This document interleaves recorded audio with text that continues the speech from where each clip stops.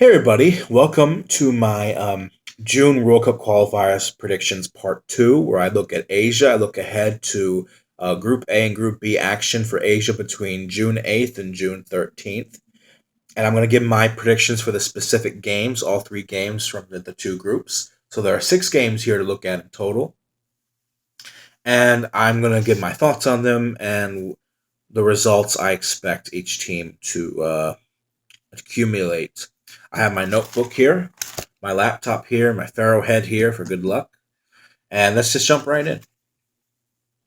So in Group A of Asian qualifying, the current standings right now after six games, the group, excuse me, 7 games. The group stages here are 70% over. Asian qualifying typically wraps up quicker than other zones do. Usually, Asian teams qualify for the World Cup almost a full year in advance, sometimes a little bit more than a full year in advance. And we're entering the latter stages of qualifying where every team in these groups only have 3 more games to play. One of them will come um, this June. And then you have 2 more games coming up in August and then in September. So jumping into Group A, we have Iran right now with 17 points, South Korea with 13 points, Uzbekistan with 12, Syria with 8, China with 5, and Qatar with 4. So what stands out right away is Iran has a 4 point cushion ahead of second place South Korea and a 5 point cushion against Uzbekistan. So Iran is in a very healthy position to qualify directly. They're in a good position to win this group. And in fact, they are the only country in the world that can qualify for the World Cup on the next match day with a victory at home against Uzbekistan. That'll take them to 20 points. That'll put them 8 points clear of Uzbekistan, uh, meaning that the final 2 games in this group, Uzbekistan cannot catch up with them. Iran would be guaranteed of at least a top 2 finish, and a top 2 finish guarantees you automatic passage to the World Cup. So you look at this Iranian team, many are arguing that it is currently the best team in Asia right now. Carlos Queiroz has been managing this side since before the 2014 World Cup even started.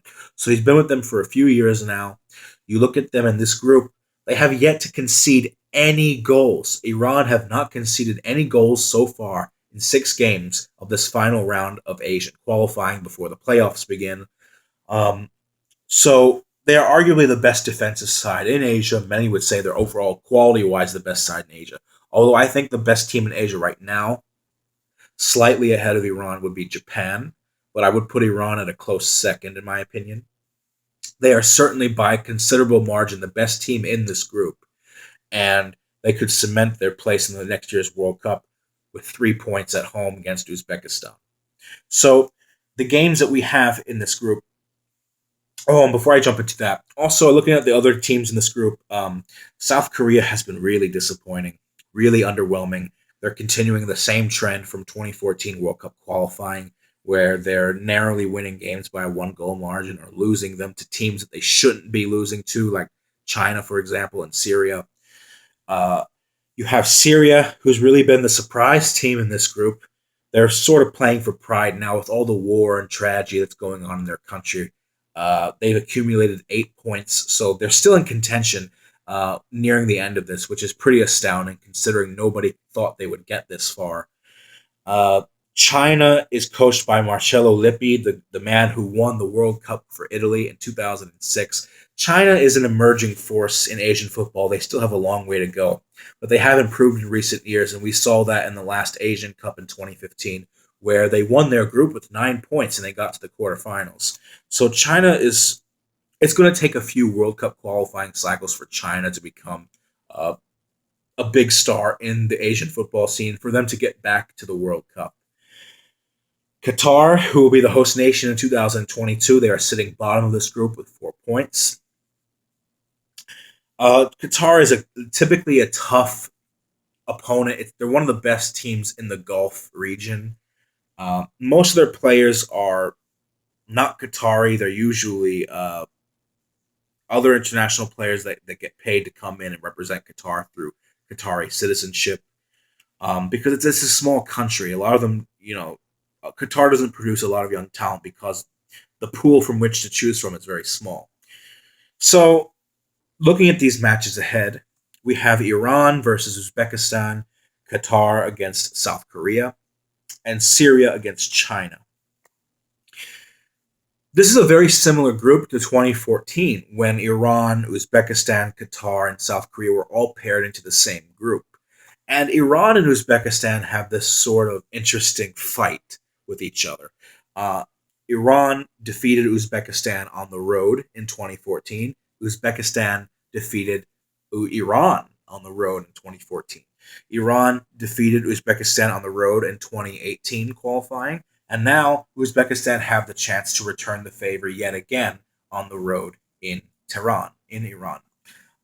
Iran knows that a win here will take them to the World Cup, so they're going to be coming out abandoning their typical defensive strategy that has brought them to this record clean sheet that they've had right now so far in the group. Uzbekistan know they need a result here to stay in contention in order to finish in the top two spots in this group because they want to avoid the playoff, the same fate they had in 2014 where they had to go to a playoff against Jordan and painfully they lost on penalties and we know what happened from there. So Iran is going to, in my opinion, I think they're going to stray away a little bit from their typical style of football. I think they are going to be more attack minded here because they want to wrap up qualification as early as possible. And Carlos Queiroz has instilled a new confidence in this team. He's a great coach, by the way. I think, though, Uzbekistan is going to get a result here. I like to make bold predictions, guys, because it's just not fun. It's not fun to make predictions without them getting bold. Um, it would be boring if I just said, okay, Iran, South Korea, Syria, they'll win. Next. And while that certainly could happen, I like to take risks in my predictions, but I also like to stay within the realm of logical understanding and rationality. So here, I think Uzbekistan will get a result here. Um, I think I'm going to go with a draw. I think I'm going to go with a draw here. You know what? I think I'm going to be a little bit bold here. I think I'm going to go with Uzbekistan getting a road win because Uzbekistan has already beaten Iran in the past on the road, and Iran has beaten them on the road now twice. And Uzbekistan, I think, is going to be more desperate. I think Uzbekistan is going to steal this one. I think they're going to win this 1-0. So I'm going to pick Uzbekistan to win this game. And that'll bring them to 15 points. Iran would still be ahead. They would have 17. Okay. Continuing the trend of bold predictions here. South Korea have been very unimpressive in qualifying. Losing games to China, Syria. Very unimpressive 2015 Asian Cup performance where they got to the final on a string of 1-0 victories or one goal margin victories. I don't like the way that this team is shaping up under their current coach, Yuli Stelka. Uh, the young talent is just not coming through. South Korea really has been on the decline in Asian football for the last few years. And they're playing against a really sturdy, tough Qatari side on the road here. I think I'm going to go with Qatar. I think I'm gonna go with Qatar. And honestly, this is not. It would not be a shock upset at all. It wouldn't be because Qatar is a team at home that is very difficult to beat. They've beaten all the big dogs in Asia before at home. They almost won the Asian Cup when they hosted it at home in 2011. Um, so I think I'm going to go with Qatar. South Korea. I refuse to give South Korea the benefit of the doubt here because they haven't proven anything to me. And I think here on the road, in the heat of the Qatari desert, I think Qatar will win. I think Qatar will beat South Korea. So I'm going with Qatar to beat them. And I think that'll bring Qatar to 7 points, and it'll leave South Korea still at 13 points. And then the last game in this group is between Syria and China. Um, China, Syria upset China on the road. Well, not really an upset because the gap between them is not very large. But they defeated China on the road. I feel like China's going to want to try to get revenge here. Um, China has been steadily improving under Marcello Lippi throughout this qualifying season, and Syria has a habit of whenever they win games, they're not a very high scoring team, and defensively, they're not very good, to be honest. I think this is going to be a draw at home. I'm going to give Syria the benefit of the doubt because I do think they've been the surprise of Asian qualifying so far. Good for them. They're still in contention to finish in the top three of this group. It would be an absolute what a story! What a story it would be if Syria managed to qualify for the World Cup. They can still do it. Um, but I do think China's going to hang on for a draw here. So I think Syria and China will draw, and that'll bring China to 6 points, and that'll bring Syria to 9 points. So when everyone in this group has played 8 games with only 2 games remaining for everybody, I think the standings in this group are going to be the following. I think Iran is still going to be at the top with 17 points. Uzbekistan is going to pip South Korea. Uzbekistan is going to go up to second with 15. South Korea is going to go down to third with 13. Syria is going to stay in fourth with 9. Qatar is going to go ahead of China into fifth with 7 points, and China is going to go down to sixth place with 6 points. Um, these are not predictions of who's going to qualify for the World Cup. I take it each game at a time. So, according to these standings, with these results, Iran would win the group in first, Uzbekistan would be in second, South Korea would be in third, Syria in fourth, Qatar in fifth, and China in last. But keep in mind, everyone still has 2 more games to play. But this is how I think it's going to go down. Some people would say my predictions here are a little bit bold, and they could be wrong. But I just feel that Uzbekistan's going to steal that game. And I don't think South Korea have been very good. And I think China will do just about enough to get a draw with Syria. So, and then in Group B, we have these are the standings right now after 6 games. Japan's on top with 16 points. Saudi Arabia is in second, also with 16 points, but with an inferior goal difference. Australia is in third with 13 points. UAE's with 9. Iraq's with 4. Thailand's with 1. And the games coming up for June for these teams are Australia against Saudi Arabia, Thailand against the United Arab Emirates, and Iraq against Japan. Now, the Australia, it goes without saying, the Australia Saudi Arabia game is absolutely pivotal as to who finishes in the top 2 of this group and goes to Russia directly. Because Saudi Arabia have the advantage of being ahead in the group with 3 points. If Australia beats Saudi Arabia, they're level on points, 16 each with only 2 more games to play. This is going down to the wire. So this group is pretty close. With in my opinion, the top 4 teams in this group, it's still a tight race. Um, because of the fact Australia is focusing on the Confederations Cup later this month, I think that Saudi Arabia is going to get a result here.